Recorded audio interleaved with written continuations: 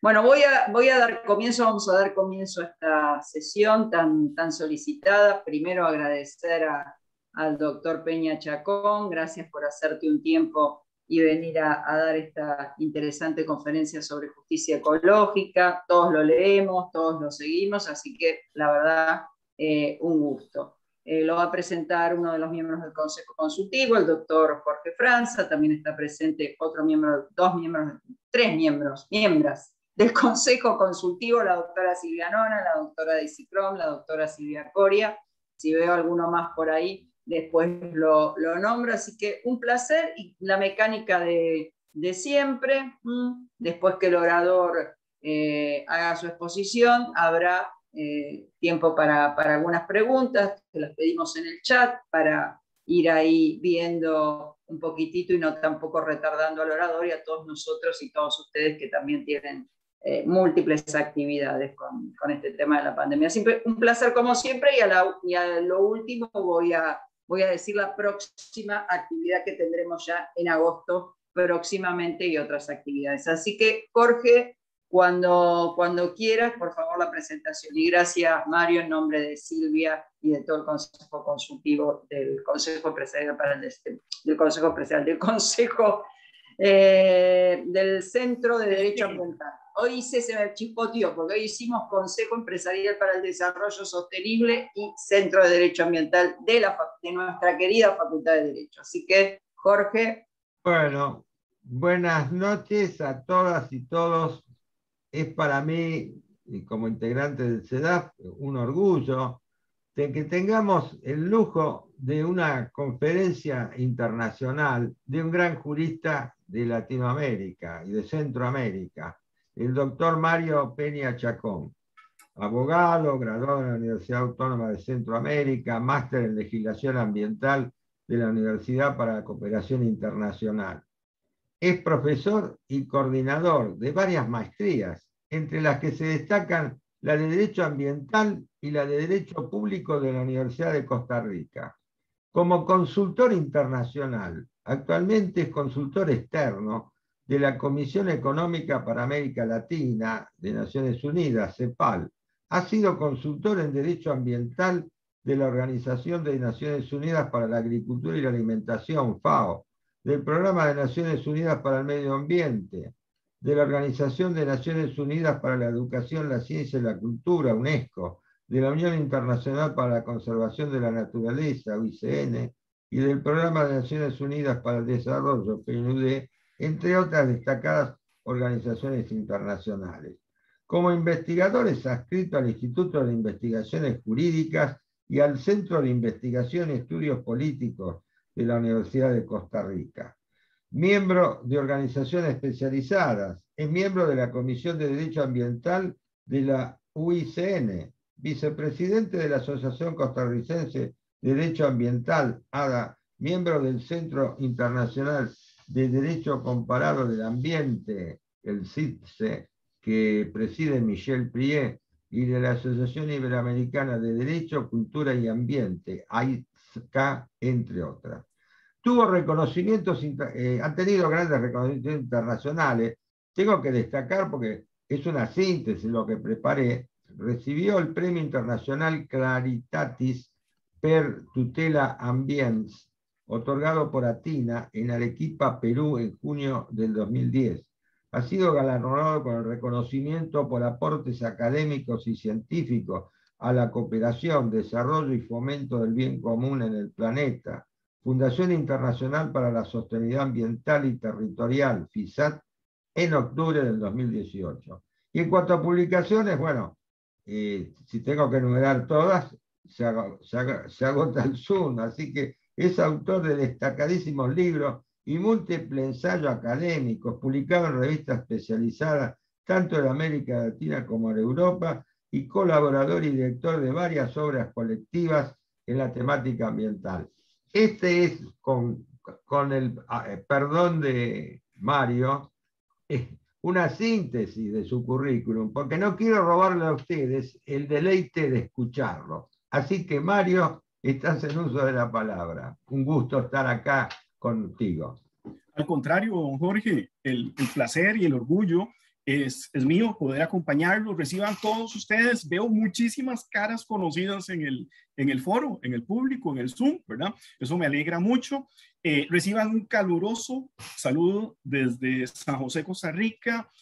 Agradecerle, por supuesto, al CEDAF y a su comité ejecutivo, a don Jorge, a doña Silvia, a doña Leila, a doña Daisy y, por supuesto, a la Universidad de Buenos Aires por esta oportunidad de compartir con ustedes un poco de lo que hemos venido trabajando en los últimos años. Uno de esos temas en el que he venido trabajando, digamos que de manera más intensa, ha sido el tema de la justicia ecológica, junto con el derecho procesal ambiental. Entonces, hoy vamos a tratar de, no sé, 30, 45 minutos, ahí don Jorge me va a avisar cuando mi tiempo se vaya acabando. Vamos a tratar de exponer cuál es la situación de la justicia en este momento y cuáles son los principales retos de la justicia ecológica durante este siglo XXI. Entonces, para ello, voy a compartirles pantalla. Vamos a ver si me deja la pantalla. La puedo hacer en grande. Y ahora sí, entrémosle al tema que me trae. Ok.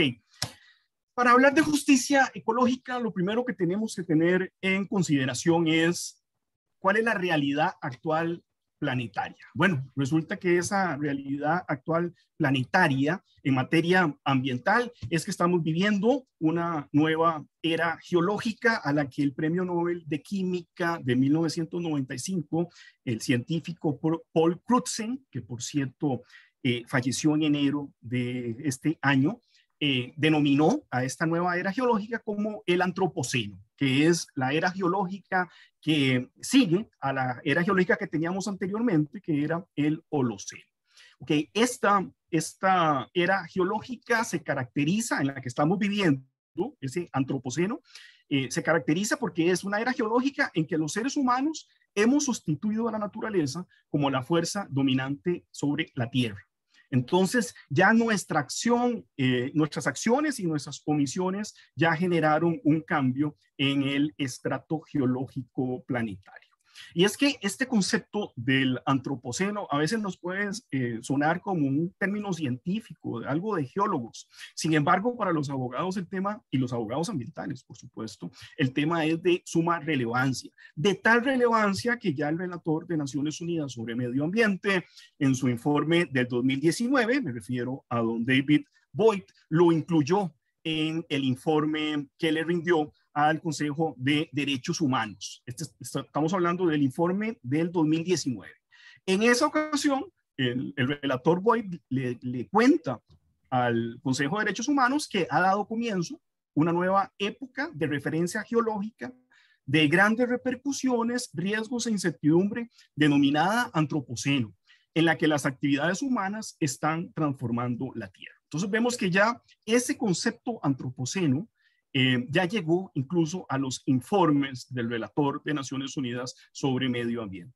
Y es que en esta era geológica del antropoceno hemos venido rompiendo, ¿verdad?, con toda esa relación que deberíamos haber tenido en armonía, esa relación hombre-naturaleza.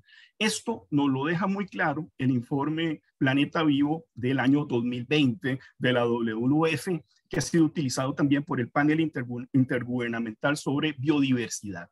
Este informe del 2020 de la WWF, que se llama Revertir la curva de la pérdida de biodiversidad, nos expone que existen 9 grandes límites planetarios. Este concepto de los límites planetarios fue creado por el científico de apellido Rockström, que es sueco, en el 2009. Y se tratan, estos 9 grandes límites planetarios son límites o fronteras planetarias, 9 grandes procesos fundamentales que sustentan la vida en la Tierra y permiten de que la vida sea, bueno, que el planeta Tierra como tal sea un espacio operativo seguro. Bueno, resulta que de acuerdo a este informe del 2020, de los 9 grandes límites o fronteras planetarias, ya hemos traspasado 4 de 9. Traspasamos la integridad de la biosfera, traspasamos los ciclos biogeoquímicos, traspasamos la frontera del sistema suelo y también traspasamos la frontera del cambio climático. Entonces ya Ya traspasamos 4 de esos 9 grandes límites planetarios. Y es que en palabras de la jurista portuguesa y muy buena amiga Alexandra Aragao, mantenerse dentro de los límites del planeta es una cuestión de supervivencia a largo plazo. Pero reconocer la naturaleza jurídicamente vinculante del respeto por los límites planetarios que mantienen la Tierra dentro de este espacio operativo seguro es una cuestión de justicia a corto plazo. Entonces aquí ya vemos esa relación ya no solo científica, sino jurídica de tratar de mantenernos dentro de esos 9 grandes límites planetarios. Y es que estamos viviendo concomitantemente 3 grandes crisis.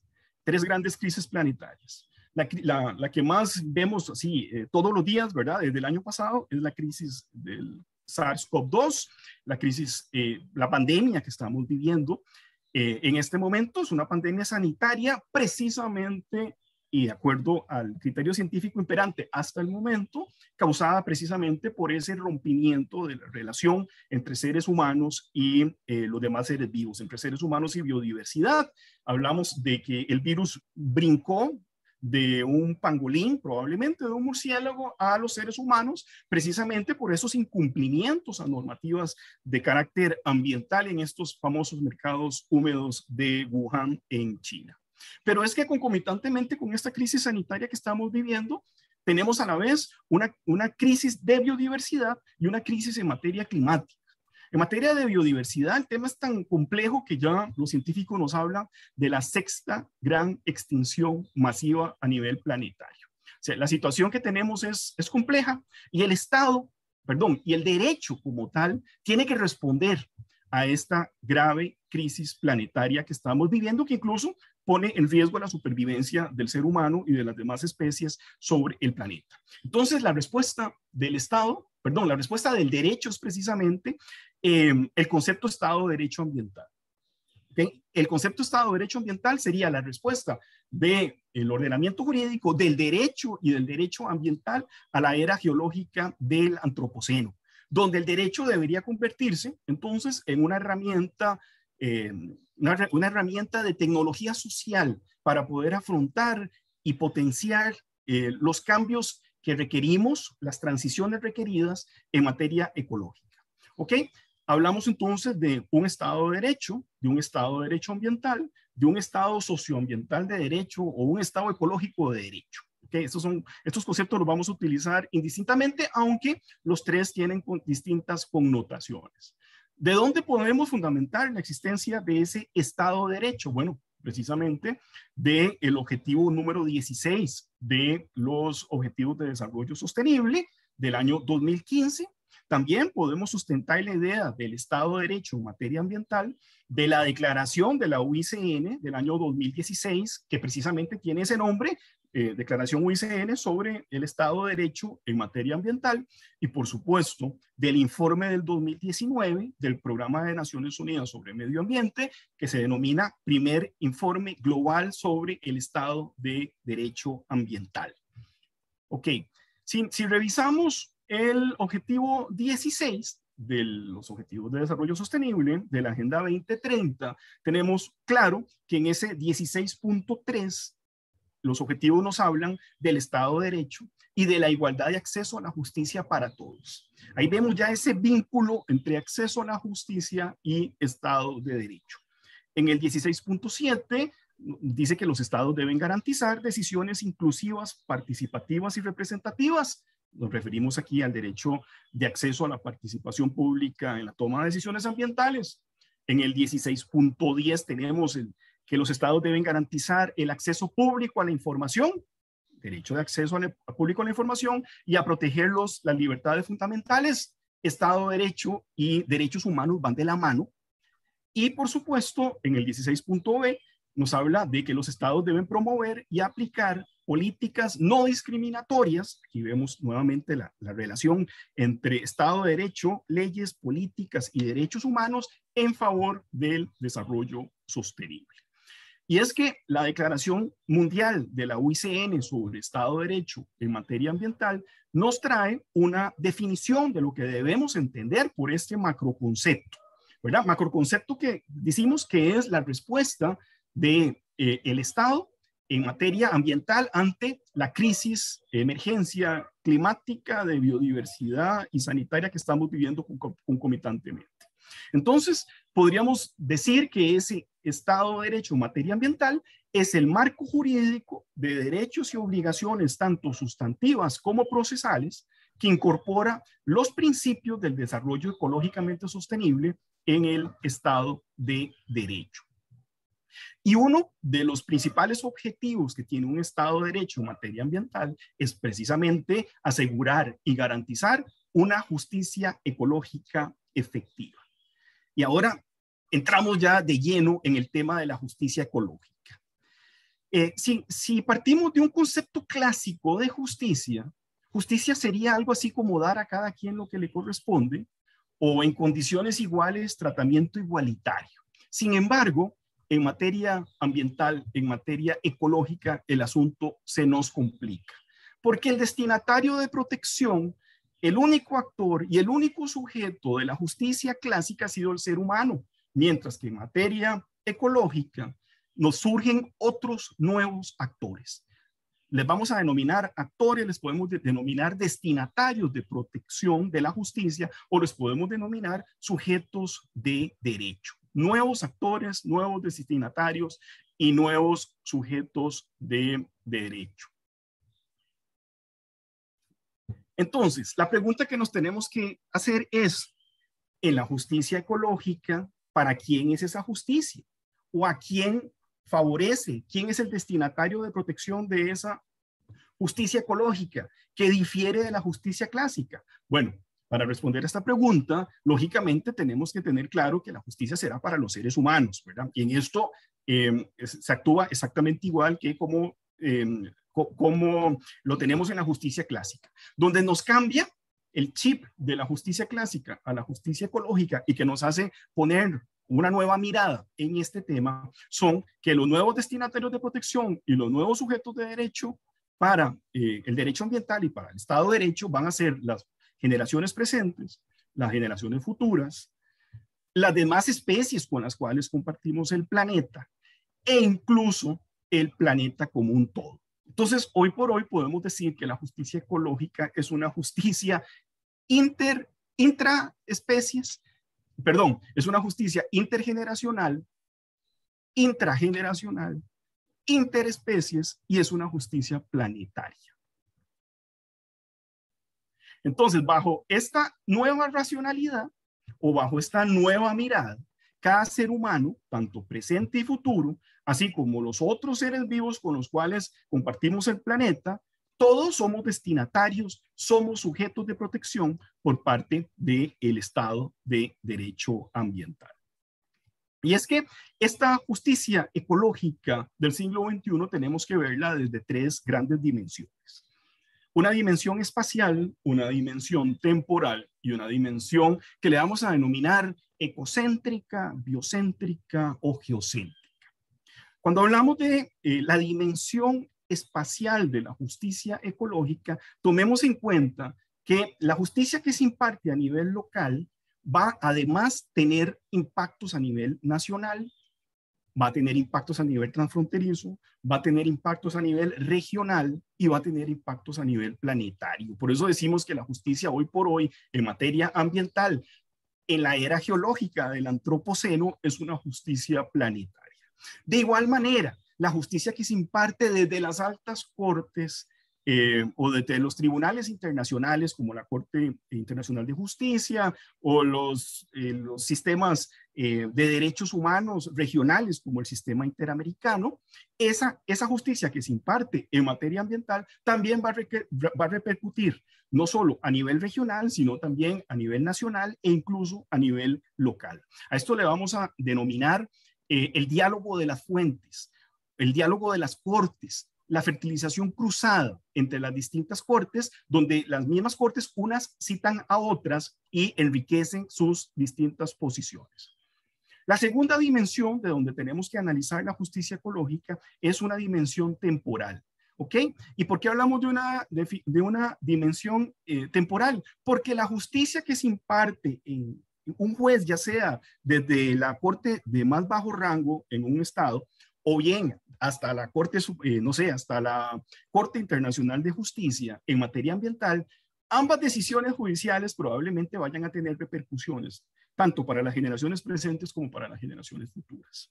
Y esta dimensión temporal, intrageneracional, la podemos ver a manera de ejemplo mejor posicionada actualmente con el tema de la justicia climática. O sea, cada vez vemos es más común las noticias respecto de sentencias en materia de litigios climáticos contra estados o contra empresas, donde el destinatario de protección, tanto de la sentencia como las mismas demandas fueron interpuestas a favor de los derechos de las generaciones futuras. Entonces, las decisiones ambientales en materia ambiental y la justicia ecológica del siglo XXI es tanto intrageneracional como intergeneracional.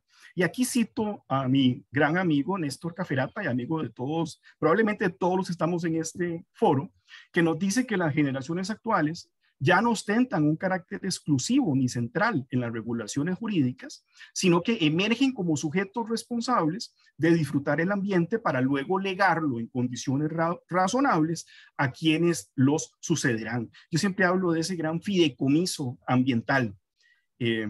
Bueno, aquí Néstor nos deja muy claro el rol que tienen las generaciones futuras en las decisiones judiciales y administrativas en materia ambiental.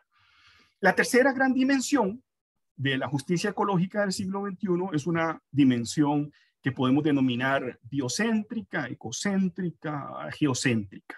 Y donde mejor la vamos a poder visibilizar es a través de la jurisprudencia y de los documentos que han venido emanando de la Corte Interamericana de Derechos Humanos. Por ejemplo, de la opinión consultiva 23 de noviembre del 2017 y de la sentencia del año pasado de la comunidad Nuestra Tierra, la Cajonjat, contra Argentina.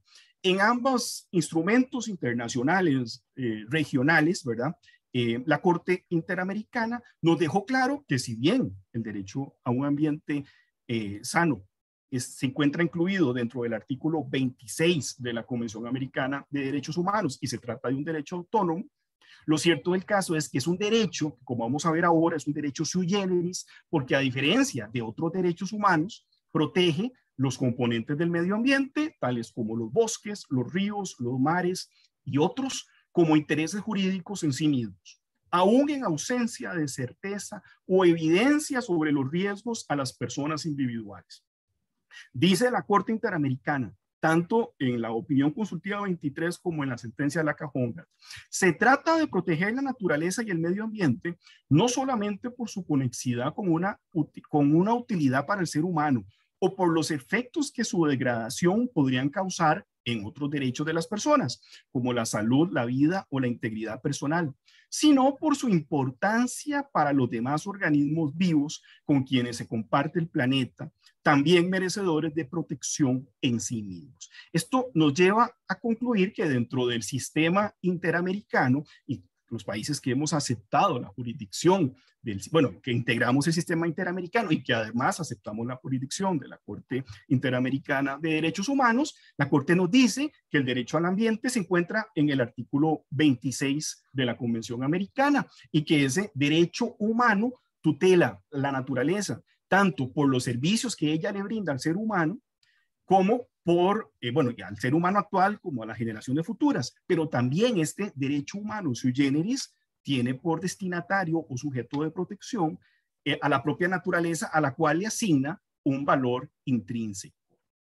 Entonces, podríamos decir que dentro del sistema interamericano de derechos humanos, el derecho humano al ambiente del artículo 26 de la Convención Americana, a raíz de la interpretación que ha hecho la Corte Interamericana, se trata de un derecho humano sui generis que tiene como destinatario de protección tanto lo humano y lo no humano. Con esto, la Corte Interamericana de Derechos Humanos rompió con un paradigma que teníamos ahí, que era que los derechos humanos eran exclusivos de los seres humanos y para los seres humanos. Resulta que a partir de la opinión consultiva 23 y a partir de la sentencia de la Cajonjat contra Argentina, Este megaderecho humano del artículo 26 de la Convención Americana tiene por destinatarios de protección tanto lo humano como lo no humano. Y es que el derecho al ambiente tiene un contenido muy amplio, ¿verdad? Y aquí me voy a brincar del sistema interamericano, brinco a los informes del relator de Naciones Unidas, en este caso el último de los relatores, que es el señor Boyd. Para el señor Boyd, bueno, también los trabajos que hizo anteriormente don John Knox, el derecho al ambiente tiene un contenido amplio y ese contenido abraza el aire limpio, agua segura y suficiente, saneamiento, alimentos sanos y sostenibles, un medio ambiente libre de tóxicos, un clima seguro y ecosistemas biodiversos y sanos. Ese sería al día de hoy el contenido de ese derecho humano al ambiente. Y es que entonces la justicia ecológica del siglo XXI, dijimos que es una justicia que va de la mano con la ética.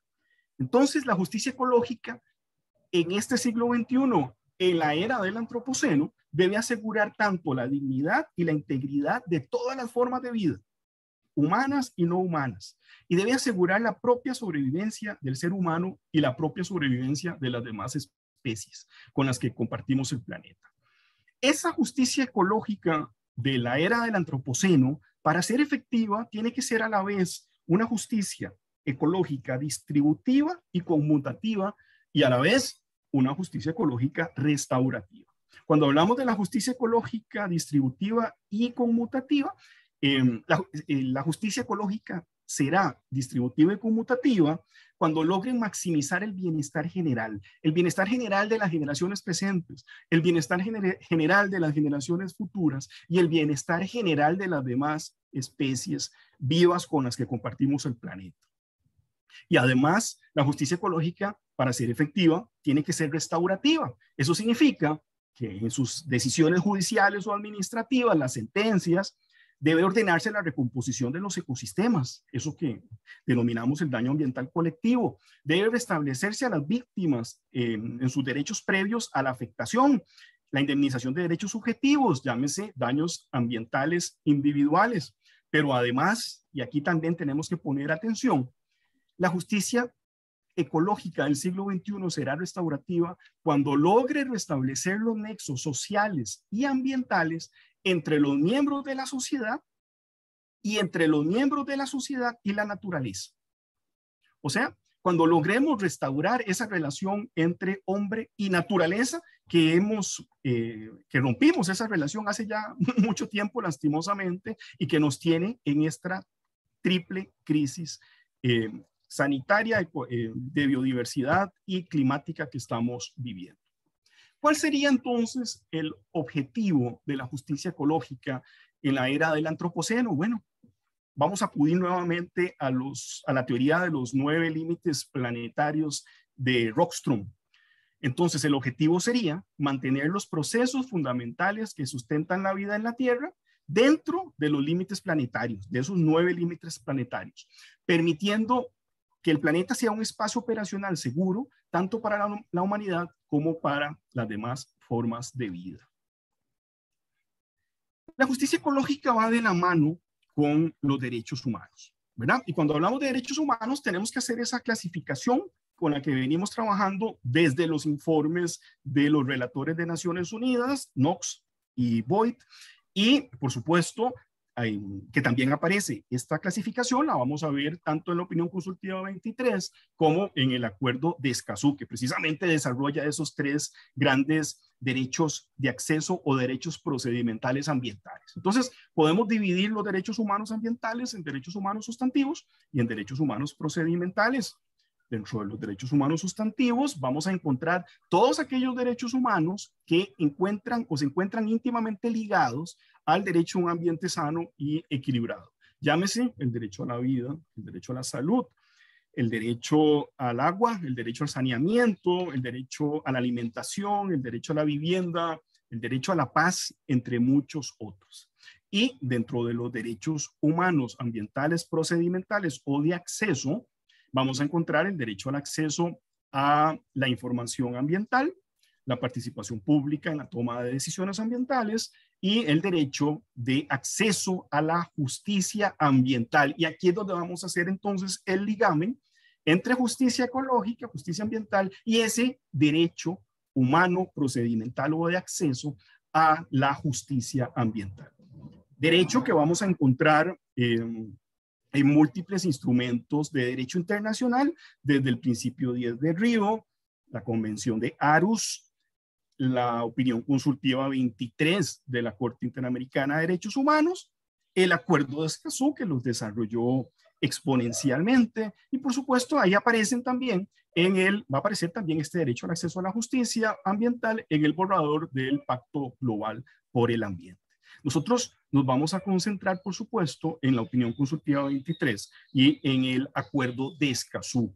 Instrumentos que nos obligan a nuevamente hacer un cambio en el paradigma de la justicia ecológica. A partir de la opinión 23 y a partir del Acuerdo de Escazú, debemos hablar del debido proceso ambiental.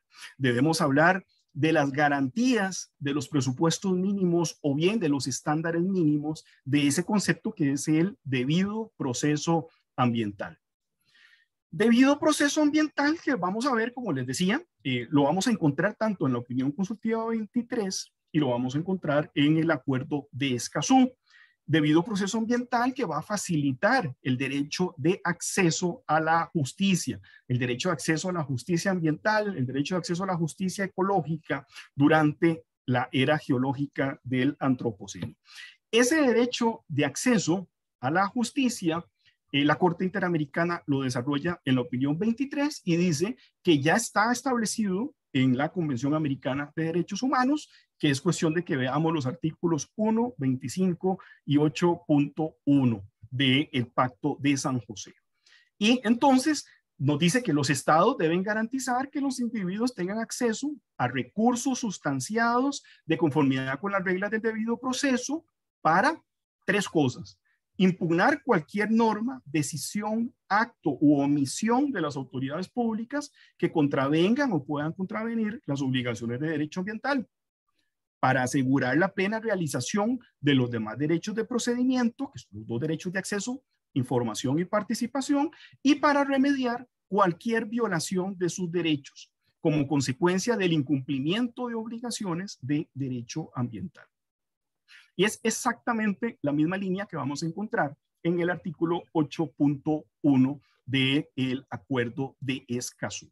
Ahí, tanto la opinión consultiva como el artículo 8.1 de Escazú están íntimamente ligados.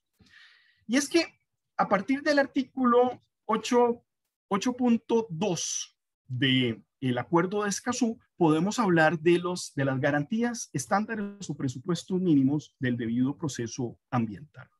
Rápidamente les cuento que estos presupuestos mínimos que los estados debemos cumplir de acuerdo a Escazú, considerando nuestras propias circunstancias y de conformidad, en muchos casos, con nuestra propia legislación interna, los presupuestos serían los siguientes: órganos estatales competentes con acceso a conocimientos especializados en materia ambiental. ¿Cómo cumplimos este estándar? ¿Cómo cumplimos este presupuesto mínimo? Bueno, tenemos un abanico de posibilidades para cumplirlo.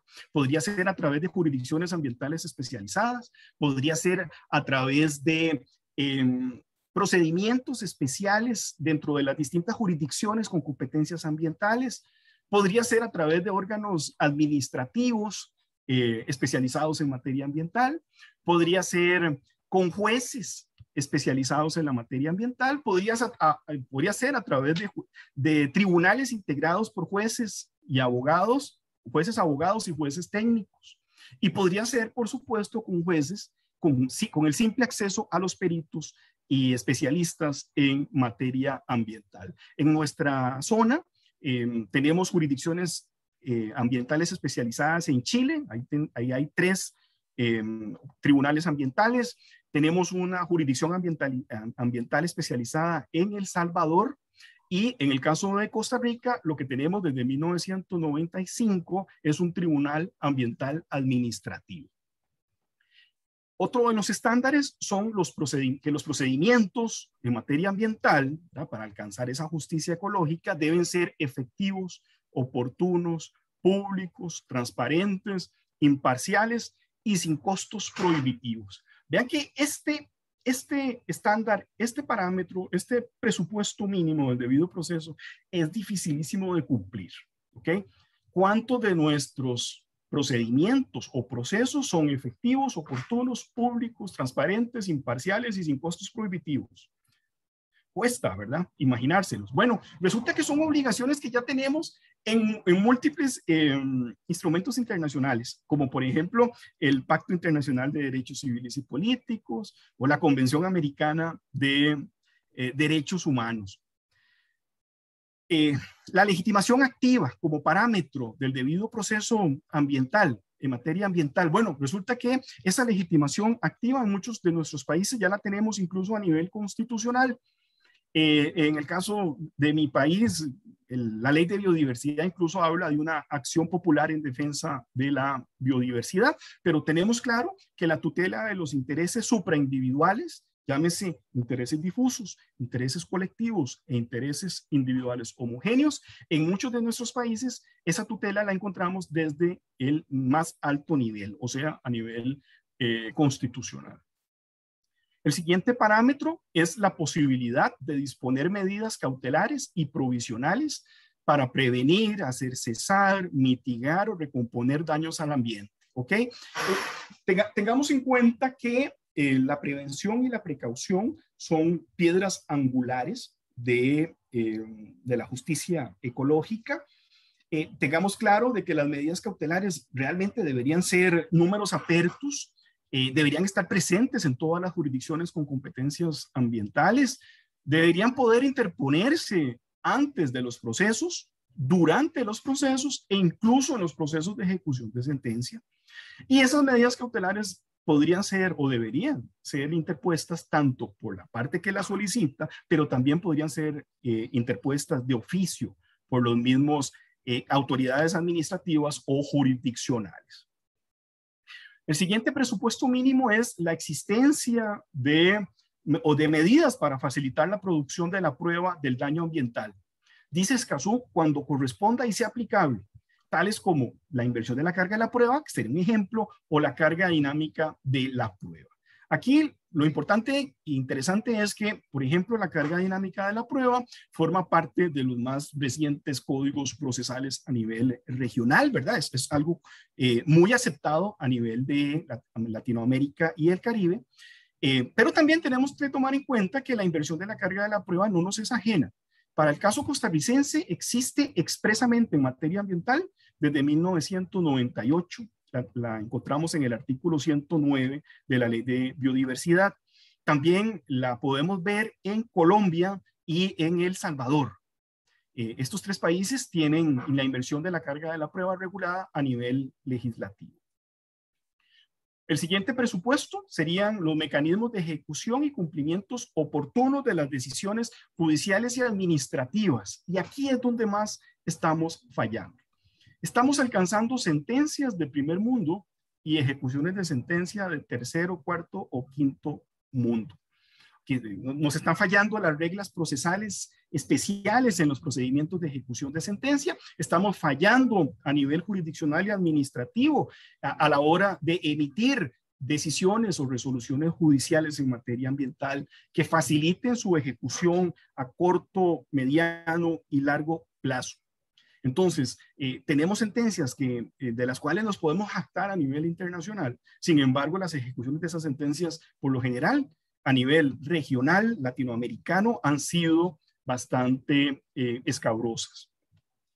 El otro mecanismo que tenemos sería, o el siguiente presupuesto sería los mecanismos de reparación. Aquí también estamos fallando.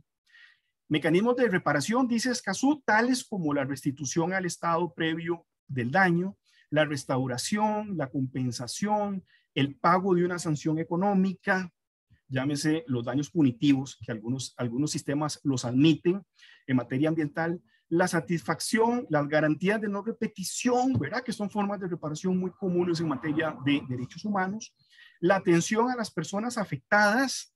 Aquí podríamos, por supuesto, poner los ojos sobre los daños ambientales individuales, aquellos que afectan los derechos subjetivos de las personas a raíz de los daños ambientales colectivos, y los instrumentos financieros para apoyar la reparación. Cuando hablamos de instrumentos financieros, pensemos en seguros ambientales y pensemos en fondos ambientales. No se nos olvide que el fin de las sentencias, ¿verdad? Y de los mecanismos de reparación es recomponer el ambiente, indemnizar al estado previo en la medida de lo posible, indemnizar los derechos subjetivos, obligar a quien generó ese daño ambiental a devolver el provecho obtenido. No se vale enriquecerse a través de acciones que afectan o que generan externalidades negativas. A esto la doctrina brasileña le denomina la plusvalía ecológica ilícita, ¿verdad? Y es concomitante, va implícita con la responsabilidad por daño ambiental. Y por supuesto, en aquellos sistemas que así lo admitan, los daños punitivos, o mejor conocidas como sanciones económicas disuasivas en materia ambiental. En la Ley de Responsabilidad Medioambiental de México, ahí vienen establecidas estos daños punitivos, siendo la excepción, porque es el único país que, al menos de lo que yo he estudiado, que en Latinoamérica los tiene. Bueno, también hablar de justicia ecológica y de justicia ambiental nos obliga a que existan una serie de facilidades para que una serie de poblaciones que se encuentran en situación de vulnerabilidad también tengan acceso a la justicia, ¿verdad? Y aquí me refiero a poblaciones tales como los pueblos indígenas, las poblaciones afrocaribeñas, las cuales la gente que está en estado de indigencia, en pobreza, personas con discapacidad, los distintos tipos de discapacidades. Aquí nuevamente podemos acudir también, ya no solo a Escazú, sino también a las reglas de Brasilia sobre acceso a la justicia para las personas en estado de vulnerabilidad. Dice Escazú que las decisiones judiciales y administrativas deben ser por escrito. Bueno, ese es un presupuesto que trae Escazú, que nos obliga en aquellos procesos y procedimientos donde priva la oralidad a que las sentencias sean por escrito. Y también como un presupuesto del debido proceso ambiental vamos a encontrar que Escazú promueve la resolución alternativa de conflictos en materia ambiental. La resolución alternativa de conflictos ambientales podría funcionar o puede funcionar muy bien en aquellos conflictos de derecho privado ambiental. Me parece que ahí es donde tal vez puedan alcanzar mayor efectividad. Rápidamente, para ir cerrando, porque veo mi reloj, ya llevo 35 minutos. Entonces voy a tratar de ser... Pero parecen dos, Mario. Sumamente interesante. Si me das un poquito más de chance, unos 15 minutos más. Sí, pero estamos encantados, así que adelante. Muchas gracias, Lelia. Ok, ¿cuáles son los retos entonces de la justicia ecológica del siglo XXI? Veamos uno por uno estos retos, al menos los que a mí me parecen. Un primer reto sería que las decisiones judiciales y la justicia como tal en la era geológica del Antropoceno tiene que ir de la mano con los derechos humanos y por lo tanto tiene que ir de la mano con el enfoque basado en derechos humanos. Este enfoque de derechos humanos conlleva o implica que el ambiente y los derechos humanos son interdependientes, indisociables y codependientes. A través del enfoque basado en derechos humanos, los estados y las empresas tienen claras sus obligaciones, se catalizan las medidas ambiciosas en materia ambiental y derechos humanos, se pone en relieve la difícil situación de las personas que están en pobreza y personas en estado de vulnerabilidad y se empodera a las personas para que participen en el diseño y la aplicación de soluciones. Entonces, este enfoque basado en derechos humanos tiene que estar incluido, incorporado, ir de la mano con la justicia ecológica del siglo XXI. Este enfoque, por supuesto, va de la mano con la multiculturalidad que vamos a encontrar en nuestra región, y esto no lo deja muy claro el acuerdo de Escazú. Cuando hablamos de poblaciones vulnerables, les decía que ahí podríamos, dependiendo caso por caso y mutatis mutandi, Podríamos incluir a pueblos indígenas, niños y niñas, las personas en pobreza, las minorías de cualquier tipo, las personas con algún tipo de discapacidad, las mujeres, las comunidades costeras, las personas que viven en las islas pequeñas o estados insulares. Bueno, todas estas poblaciones podrían de alguna u otra manera y según la circunstancia calificar como poblaciones en estado de vulnerabilidad, a los que la justicia ecológica del siglo XXI tiene que ponerle los ojos, ¿okay? No solo a nivel sustantivo, sino a nivel procedimental. Recordemos que el derecho procesal ambiental es un derecho que forma parte del derecho procesal social, y el derecho procesal social trata de equilibrar desiguales. Y todas estas poblaciones en materia ambiental no tienen las mismas herramientas, las mismas armas que tenemos el resto de la población. Por lo tanto, el derecho procesal ambiental, como parte de ese derecho procesal social, tiene que equiparar a estas poblaciones y darle las mismas armas y las mismas herramientas para que ellos también puedan alcanzar una justicia ecológica efectiva durante este siglo XXI. Y por supuesto que este enfoque basado en derechos humanos tiene que ir de la mano tiene que ser aplicado de manera justa. El derecho al ambiente tiene que ser aplicado de manera justa y equilibrada con el resto de los derechos humanos. Y es que no se vale tampoco que por proteger el ambiente, que por proteger el derecho humano al ambiente, a un ambiente sano, se vulneren otros derechos humanos, especialmente de las poblaciones que se encuentran en estado de vulnerabilidad. Tiene que haber ese justo equilibrio entre derechos humanos, protección del derecho humano al ambiente y el resto de los derechos humanos. A esto le vamos a denominar la ecologización de los derechos humanos.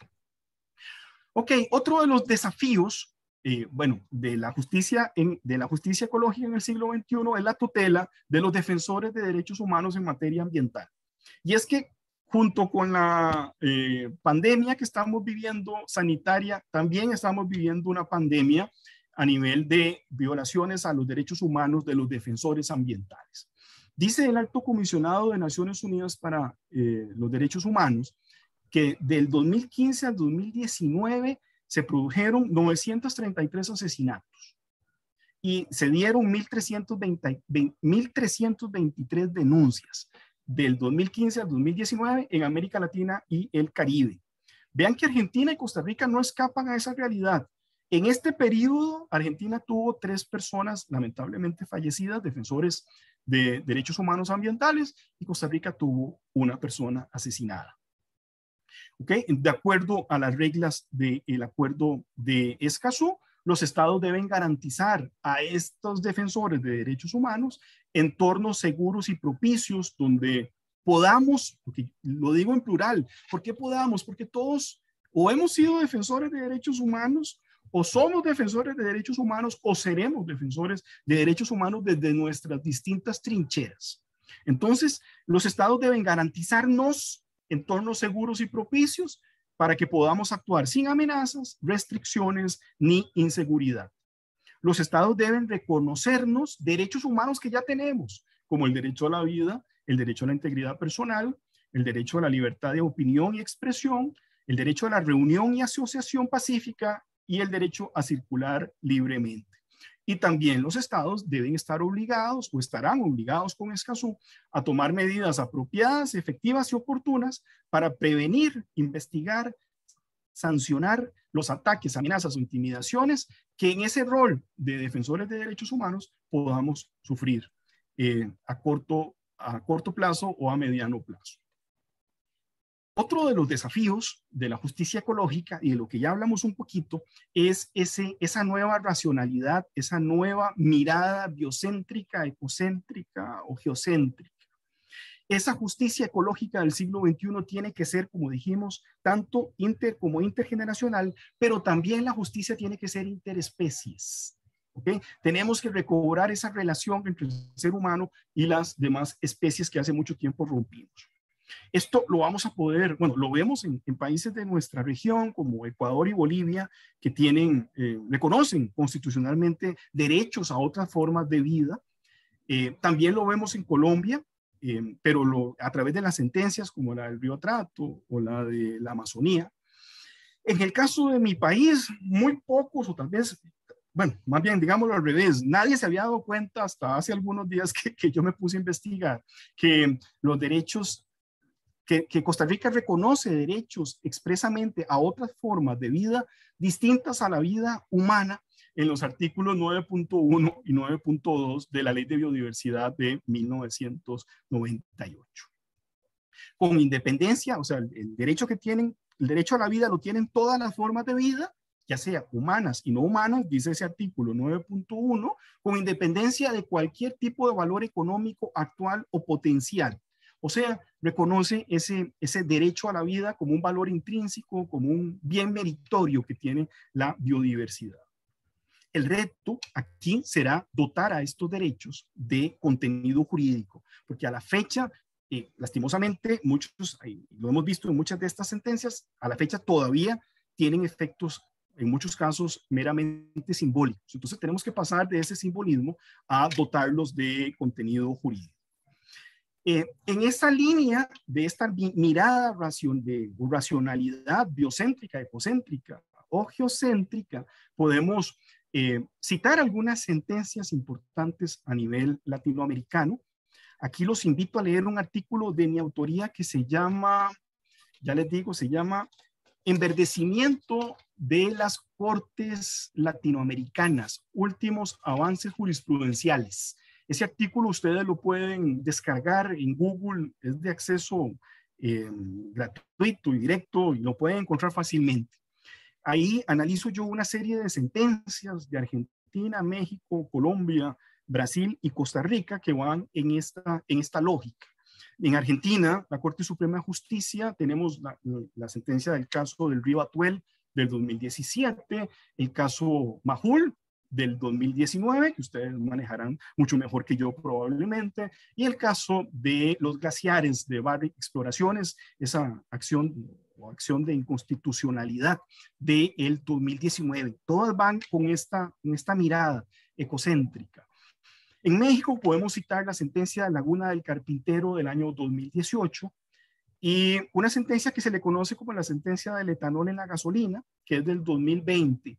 En Colombia podemos citar las sentencias, por supuesto, las constitucionales del Río Atrato, la sentencia constitucional que prohibió la caza deportiva en el año 2019 y la sentencia de la Amazonía a favor de las futuras generaciones de la Suprema Corte, de la Sala de Casación Laboral de la Suprema Corte de Justicia.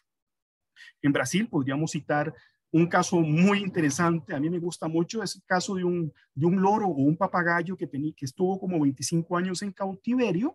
Es una sentencia del Supremo Tribunal de Justicia de Brasil que expandió el principio de dignidad a otras especies. En este caso le expandió el principio de dignidad, que siempre creíamos en el paradigma de que era propio de los seres humanos, aquí se expandió a favor de una especie silvestre en cautiverio. En el caso costarricense, este tipo de sentencias son de larga data, sentencias con enfoque ecocéntrico o biocéntrico, a través de votos constitucionales de nuestra sala constitucional resolviendo recursos de amparo o acciones de inconstitucionalidad. Yo he hecho una recopilación de estas sentencias, al menos existen 12 sentencias con este enfoque, con esta mirada desde 1999, que esto es un dato importante, ¿verdad? Tal vez estas sentencias se están poniendo de moda ahora, en el caso costarricense ya tiene más de 20 años. Tenemos votos constitucionales en aplicación del artículo 50 constitucional, que es el derecho humano a un ambiente sano, ecológicamente equilibrado. Bajo ese gran paraguas de este derecho humano, se declaró inconstitucional un decreto que permitía la caza de la tortuga verde para fines comerciales. En el año 2000, la Sala Constitucional anuló una resolución administrativa que había aprobado un plan de aprovechamiento de huevos de tortuga lora, una especie en peligro de extinción. En 2 votos del año 2002 y 2008, la Sala Constitucional reconoció la relación simbiótica que existe entre 2 especies de vida silvestre, la lapa verde y el almendro amarillo, que es el árbol donde esta especie anida. Ambas especies, tanto la lapa como el almendro, son especies en extinción, y entonces la Sala Constitucional anuló un decreto ejecutivo en el primer caso y en el segundo una resolución administrativa que permitían la explotación y el aprovechamiento de esta especie de árbol, de esta especie maderera. Se le protege, o sea, se anula los permisos de explotación con ánimos de proteger no solo a la especie maderera, sino a la lapa verde, la cual, o sea, tienen esa relación simbiótica. En el 2014 es posible citar una sentencia constitucional que declaró la nulidad de 2 resoluciones administrativas que autorizaron concesiones de aguas en un proyecto de riego que se aprobó sin evaluación de impacto ambiental. Con esta nulidad de estas 2 resoluciones, la Sala Constitucional protegió el caudal ecológico de un río. Esta es una sentencia que es un leading case en materia de caudales ambientales. Al proteger el caudal ecológico, a la vez y por rebote, bueno, protegió entonces los derechos de los usuarios humanos de ese río, pero también de los usuarios no humanos, dentro de los que se encontraban la nutria, que es una especie amenazada de extinción, y un pez que se llama el pez machín, de complejos hábitos migratorios. Entonces, al anular estas resoluciones, se protegió el caudal ecológico de un río y con ello también se protegió a la nutria y al pez machín, 2 especies en peligro de extinción o con hábitos migratorios complejos. En el 2019, la Sala Constitucional costarricense le ordenó al Ministerio de Agricultura y Ganadería la realización de estudios científicos a través de un recurso de amparo para determinar los efectos sobre la salud y la biodiversidad, especialmente sobre las poblaciones de abejas melíferas que conlleva el uso de plaguicidas y productos químicos industriales que contienen neocotinoides. ¿Okay? Entonces, vean, esta sentencia se le conoce como la sentencia del amparo de las abejas, donde la Sala Constitucional ordena realizar estudios científicos para ver cuáles son los efectos que tienen estos plaguicidas sobre estos productos químicos sobre estas especies, especialmente la especie de abejas melíferas. Y este año, la Sala Constitucional ha dictado dos sentencias en recursos de amparo, donde le ordenó al Consejo Nacional de Vialidad, que es la entidad encargada de la supervisión y construcción de las carreteras nacionales, la obligó a la construcción y habilitación de pasos de fauna silvestres en una de las rutas más transitadas del país, que es la que lleva del Valle Central a el Caribe, la Ruta 32. La justicia ecológica también tendrá como desafío la justicia climática. Y es que a nivel mundial ya llevamos más de 1.500 demandas por justicias climáticas registradas al año 2020. La mayoría de estas demandas se tratan de litigios estructurales basados en derechos humanos, especialmente en el derecho a un ambiente sano y su componente clima seguro o clima estable en favor de las generaciones futuras como sujetos de derecho, sujetos de derecho dentro del Estado de Derecho Ambiental. Algunos litigios de estos, muchos se dirigen contra estados, otros se dirigen contra empresas. Y bueno, y en los últimos años hemos tenido toda una proliferación, ¿verdad? Exponencial, digo yo, de sentencias en materia de litigio climático, y tal vez las más emblemáticas, desde la sentencia Legari en Pakistán del 2014 hasta la sentencia de la semana pasada del Consejo de Estado francés, que obliga al Estado francés precisamente a modificar sus contribución nacional determinada para poder cumplir con los objetivos del Acuerdo de París. Y es que casi que cada semana estamos viendo una sentencia de este tipo. La justicia ecológica del siglo XXI también tendrá que poner los ojos sobre la justicia hídrica. Y cuando hablamos de justicia hídrica, y nada más y rápidamente, porque ya tenemos que ir terminando, les cuento que tenemos la Declaración de Brasilia sobre justicia hídrica, del 8º Foro Mundial del Agua, celebrado en Brasilia en el 2018. ¿Okay? Se trata de una declaración que desarrolla 10 principios para promover la justicia hídrica y de la cual ya la Corte Suprema de Justicia de Argentina ha hecho uso como hizo uso también la Corte Suprema de la declaración de la UICN sobre Estado de Derecho Ambiental. En la sentencia Majul aplicó tanto el principio pro natura o indubio pro natura y el indubio pro aqua, derivado o trayéndoselo de tanto de la declaración de la UICN 2016 como de la declaración de Brasilia sobre justicia hídrica. Vemos entonces cómo estos instrumentos de soft law cada vez es más común que los altos tribunales de nuestra región no solo los utilicen para interpretar, integrar y delimitar la normativa interna, sino que también los utilicen directamente para resolver los conflictos de carácter socioambiental. El siguiente desafío, le vamos a pasar muy por encima. Aquí los invito precisamente a leer un artículo también de mi autoría que ustedes pueden también descargar, con solo hacer una búsqueda de Google que se llama, aquí lo apunté, Decisiones judiciales efectivas en materia ambiental. Porque estamos fallando estrepitosamente en materia de redacción de sentencias, pero especialmente en la ejecución de estas sentencias. Entonces, en este artículo yo me di a la tarea de analizar factores que potencian o favorecen que una sentencia en materia ambiental sea efectiva y también factores que las afectan estrepitosamente y que en muchas ocasiones hacen que este tipo de sentencias sean inaplicables en la realidad. Por último, el último de los desafíos es el derecho procesal ambiental. O sea, hemos desarrollado bastante los derechos sustantivos en materia ambiental, pero el derecho procesal como una herramienta que nos va a permitir aplicar de manera efectiva, coherente, sostenida los derechos sustantivos ambientales, no lo hemos desarrollado con la misma velocidad.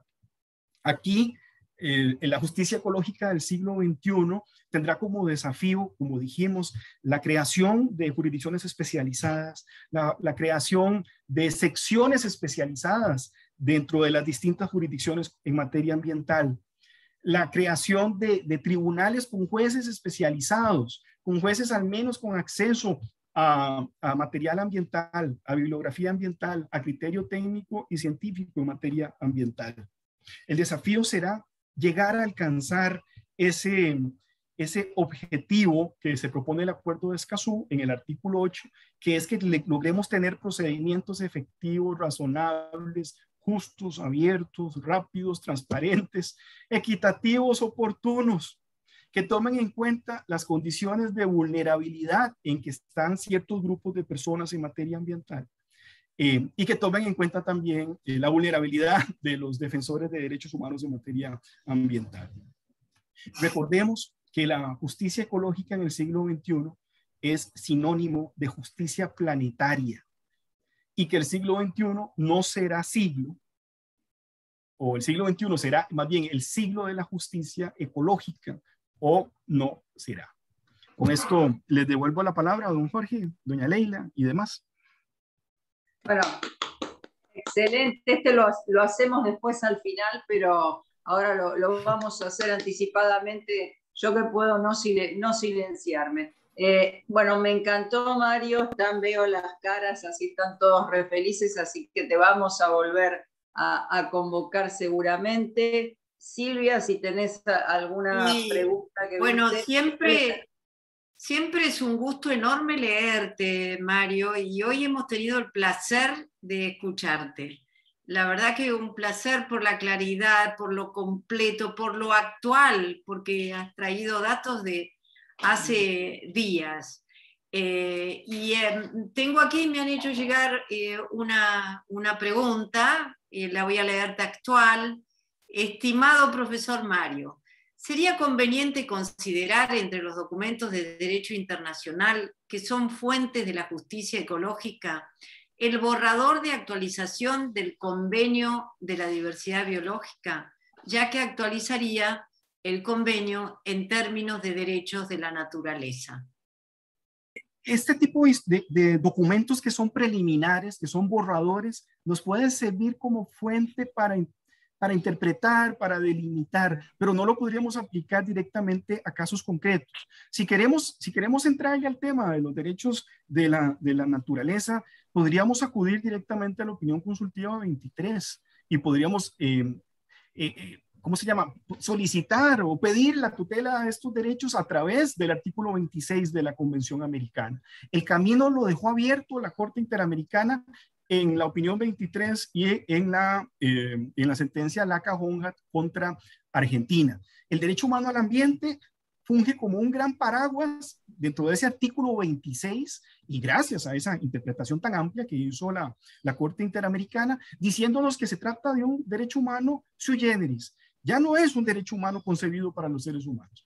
Es un derecho humano también concebido tanto para los seres humanos como para las otras especies también merecedoras de tutela a través de este megaderecho humano que vamos a encontrar en el artículo 26. ¿Por qué hablo de megaderecho humano? Porque de ese artículo 26 la Corte Interamericana ha derivado el derecho al ambiente sano, el derecho al agua, el derecho al saneamiento, el derecho a la alimentación y el derecho a participar en la vida cultural, ¿verdad? Que vean que estos 4 o 5 derechos los expuso, los potenció la Corte Interamericana y todos interpretando ese artículo 26. Entonces, ese 26, veámoslo como ese gran paraguas que nos va a permitir acceder a estos, bueno, al derecho humano al ambiente, que ya de por sí, como vimos, se trata de un derecho humano tan extraño o sui generis, ¿verdad? Que nos rompe con el paradigma de los derechos humanos, que va a venir a tutelar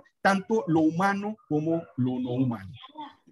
Y Mario, tal vez esa sea la fuente más cercana que tenemos y vinculante para nosotros, ¿verdad? Como es el Sistema Interamericano de Derechos Humanos. Y Mario, ¿no pensás también que el Pacto Global Ambiental y algunas directrices, ahora no la reforma, pero la revolución de las metas de Aichi, lo que se va a establecer en Glasgow, hay varios documentos y varias iniciativas de la diplomacia y de la paradiplomacia ambiental que yo creo que también van en ese camino, ¿no? Así es, Leila.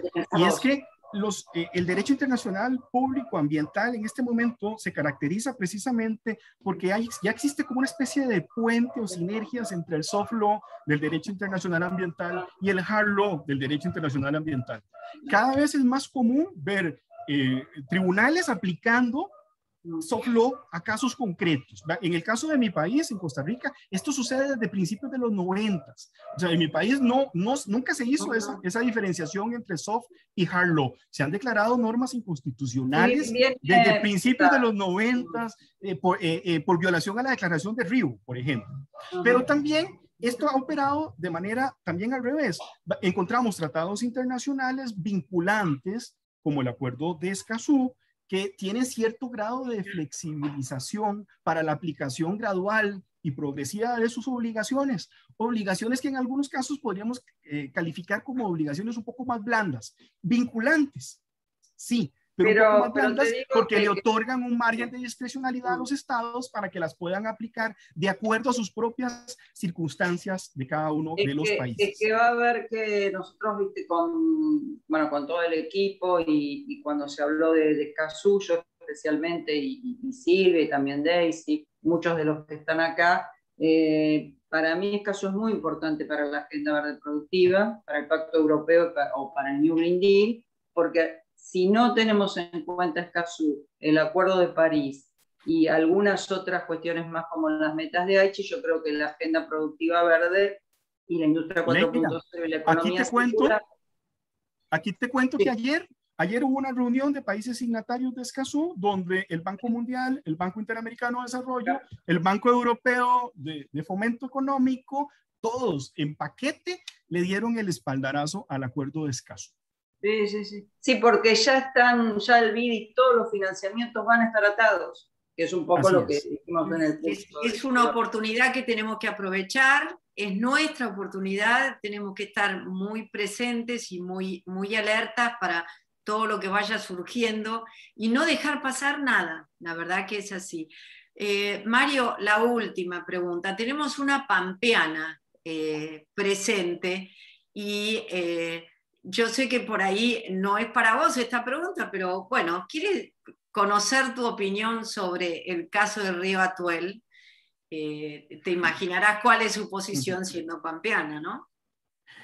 Silvia y la compañera que hizo la pregunta, bueno, me la pone muy difícil porque, bueno, no solo por el conflicto entre los dos estados, sino que mi formación jurídica es de un país que es unitario, que no tiene estos complejos relaciones entre los distintos estados federales. Entonces, de hecho, para mí es muy difícil entender muchas veces estos conflictos de competencias entre el Estado Nacional, entre el Estado Nacional y los estados federales y entre los propios estados y entre los propios federales. Pero a ver, Mario, esa es tu opinión y por ahí casi que aún siendo un Estado federal, coincidimos en que es muy difícil entender por qué estos conflictos en un tema donde se debería concertar y acordar. Así que, los ecosistemas no tienen fronteras. Pero Mario, esto es una opinión personal también para nuestra compañera pampeana, a raíz también del fallo del Tambolar, el del 27 de mayo de la represa de San Juan, que también La Pampa demandó a la provincia de San Juan y al Estado Nacional, y es muy interesante ese fallo. San Juan tiene que dar cumplimiento a la sentencia dando informes por el establecimiento de esta represa. Yo creo también que es una cuestión política de competencia y de dominio, en el cual las cuestiones jurídicas a veces están dejadas de lado o son argumentadas como jurídicas, digo, de todas las partes, estados nacionales, estados provinciales, a partir del dominio de los recursos naturales y a partir, por supuesto, de las competencias. Pasa entre ministerios, pasa entre provincias, entonces ahí se necesita, no me gusta decir la palabra, pero sí, un gran acuerdo nacional y provincial y un consenso sobre la utilización de los recursos, el dominio. Es una discusión que en general nosotros la tenemos en todos los consejos federales de salud, de medio ambiente, de educación. Así que me parece que pasa por una cuestión más política que jurídica, ¿no? Pero es una opinión. Ahí bueno, a don Jorge levantando la mano. Que ya te hemos aprovechado tanto, Mario, toda la presentación y bueno, has tenido todo tipo de audiencias. Por ahí apareció una de mis nietas y también el gato de Ana, que desde Mar del Plata te estaba escuchando. Te estábamos mirando, pero ay, ahí Daniela también, qué lindo que saliste. Bueno, son las generaciones futuras y también la naturaleza. Estamos todas y todos. Bien, Delfina, hola. Qué lindo. Bueno, sí, no sé si es difícil abrir los micrófonos de todos, pero un gran aplauso, Mario, un placer enorme, un gusto, y sepan que vamos a subir tanto tu presentación como esto que estamos grabando a la página del centro. Muchísimas gracias a todas. Y hasta la próxima, que será el 5 de agosto, y tenemos otras perlitas para agosto, y Mario, que vas a volver seguramente. Claro, con todo gusto. Nos vemos, muchas gracias.